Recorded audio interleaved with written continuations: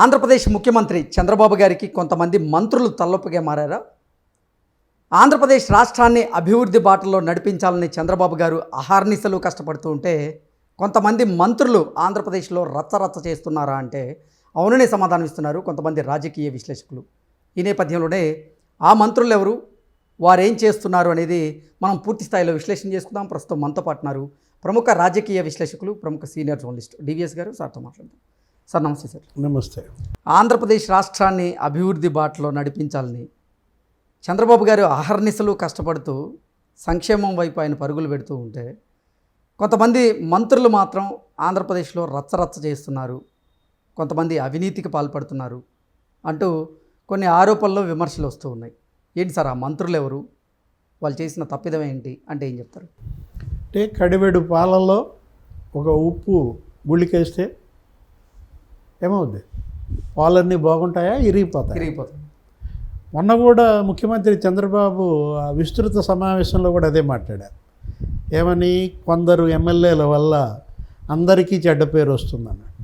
అంటే కొందరు మంత్రుల వల్ల ఇప్పుడు అందరికీ చెడ్డ పేరు వస్తుందా? రాష్ట్రంలో ఇవాళ కూటమి ప్రభుత్వానికి, ముఖ్యమంత్రి చంద్రబాబుకు ప్రతిపక్షం ఎటు లేదు. మీడియాయే ప్రతిపక్ష పాత్ర పోషిస్తోందా?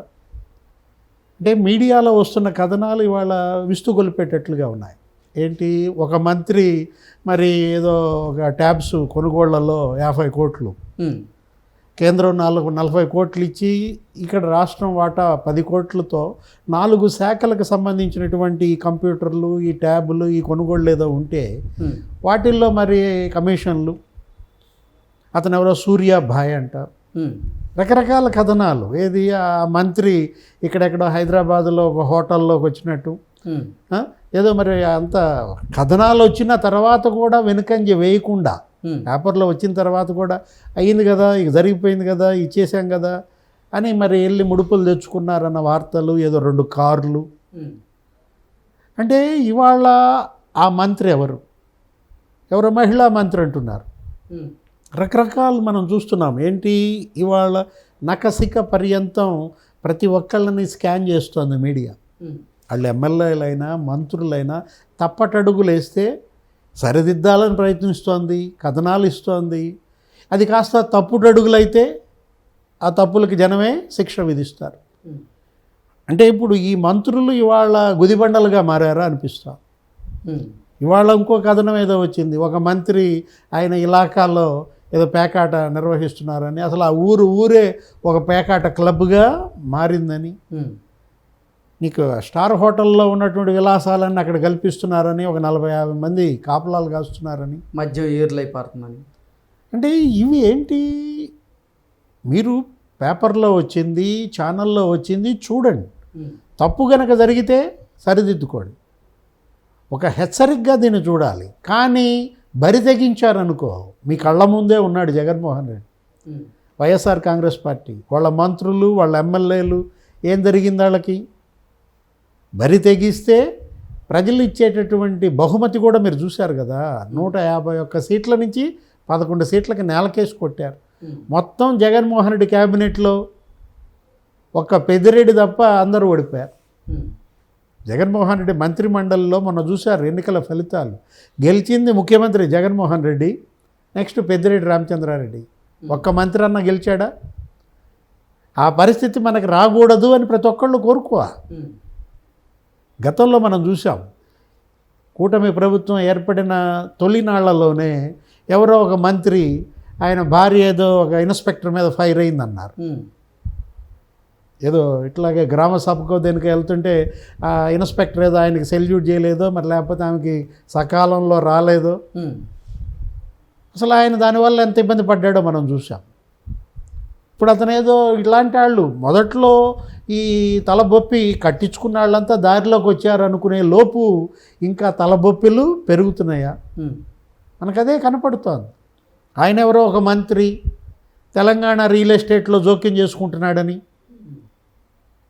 ఆయన ప్రతి ఆదివారం ఇక్కడికి వస్తున్నాడని, శని ఆదివారాలు ఇక్కడే ఉంటున్నాడని, ఇక్కడ ఉంటూ ఇక్కడేదో రియల్ ఎస్టేట్ మాఫియా చేస్తున్నాడని మనం గతంలో కూడా కథనాలు చూసాం.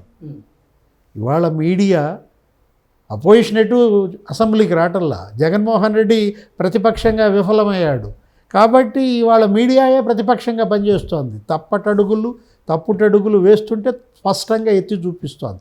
తమ్ముడు తనాడైనా ధర్మం చెప్పేవాడే ఇవాళ మనకు కావాలి. మనం ఈ మీడియాని అప్రిషియేట్ చేయాలి. సరే, వాళ్ళు ఏంటి, కూటమికి క్రమశిక్షణా సంఘం మీడియా అయినా మనకు కనపడుతుంది ఆ ఛానల్స్. జగన్మోహన్ రెడ్డి ఏమంటాడు, ఈ ఛానల్స్ని లేకపోతే ఈ పత్రికల్ని పచ్చ ఛానల్ అంటాడు. నిజంగా ఇవి పచ్చ ఛానల్, పచ్చ పత్రికలు అనుకో, ఈ వార్తలు వస్తాయా? జనంలో చర్చ ఏది, ఇప్పుడు ఈ కథనాలన్నీ ఆంధ్రజ్యోతి, ఏబిఎన్లో వస్తాయి, ఈటీవీలో వస్తున్నాయి, లేకపోతే టీవీ5లో వస్తున్నాయి. మరి వాటిని పచ్చ ఛానల్ అనొచ్చా? జగన్మోహన్ రెడ్డికి వ్యతిరేకంగా, వైఎస్ఆర్ కాంగ్రెస్ పార్టీకి వ్యతిరేకంగా గతంలో సాక్షిలో వచ్చినాయా? ఇప్పుడు జగన్ సీఎంగా 5 ఏళ్ళు ఉన్నాడు కదా, జగన్ క్యాబినెట్ ఉంది కదా, మీ మంత్రులు ఇక్కడ కకుర్తి పడ్డారు, మీ మంత్రులు ఇక్కడ కమిషన్లు తీసుకున్నారు, ఇక్కడ కబ్జాలు చేశారు, ఇక్కడ పేకాట ఆడిస్తున్నారు అని ఏనాడన్నా సాక్షి ఛానల్లో చూసావా? సాక్షి పత్రికలో వచ్చాయా? అంటే మీడియాలో ఆ తేడా. అదేంటది? నీలి మీడియా, కూలి మీడియా, అది మాత్రం వాస్తవం.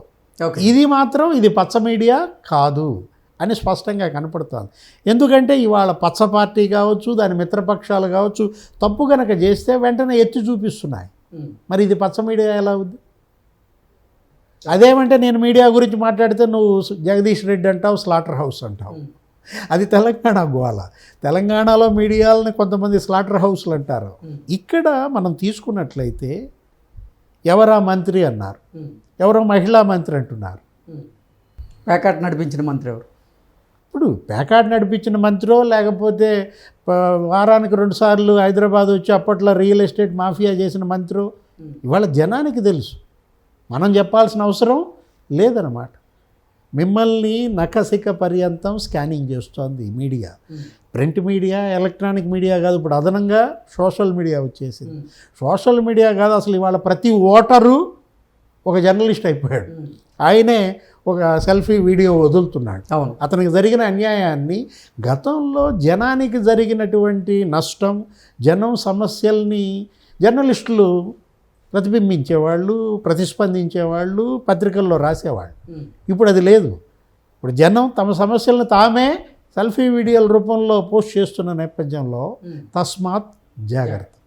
ఏది అప్రమత్తంగా ఉండటం కాదు, అంటుకుంటే షాక్, హై వోల్టేజ్ షాకులు కొడుతున్నాయి. మంత్రులు జాగ్రత్తగా ఉండాలి, ఎమ్మెల్యేలు జాగ్రత్తగా ఉండాలి, ప్రజాప్రతినిధులంతా జాగ్రత్తగా ఉండకపోతే ఏం జరుగుద్ది?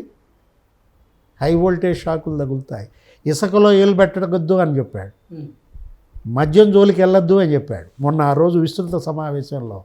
ఇది మొదటి రోజు చెబితే హెచ్చరిక. ముఖ్యమంత్రిగా ఆయన ప్రమాణ స్వీకారం చేసి విస్తృత సమావేశమో లేదు కూటమి ఎమ్మెల్యేల సమావేశమో మొదట్లో చెప్పాడు అనుకో, అప్పుడు అది హెచ్చరిక. ఇప్పుడు సంవత్సరం అయింది, మొన్న కూడా అదే చెప్పాడు, ఇసుకలో ఏలు పెట్టొద్దన్నాడు. అంటే ఏంటి? కొంతమంది పెడుతున్నారు, జాగ్రత్త, షాక్ కొట్టుద్ది.